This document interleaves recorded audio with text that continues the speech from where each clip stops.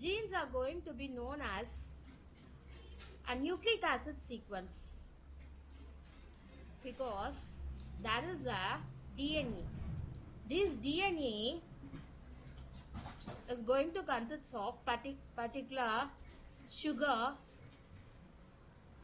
nucleic acid sequence, or going to known as a DNA, which is going to consist of a sugar, nitrogenous base and phosphate. All this together known as DNA. In the DNA, a particular part which is going to be used for either as an exon or for an intron, which means either it can be coding for the RNA for the protein synthesis, or it can be an intron which also going to code for particular RNA before splicing a tandem repeats of RNA.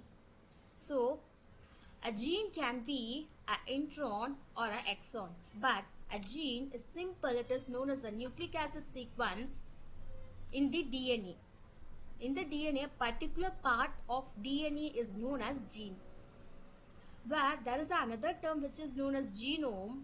A genome is going to be known as a collection of DNA.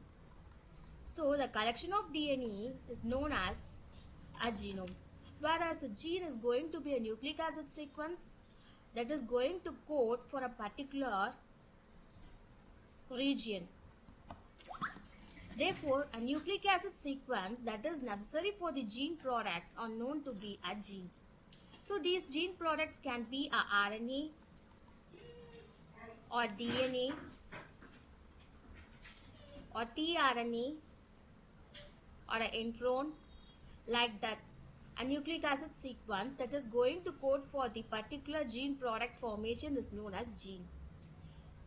Therefore, the genes can be an exon or an intron. So, the type of genes can be an exon or an intron.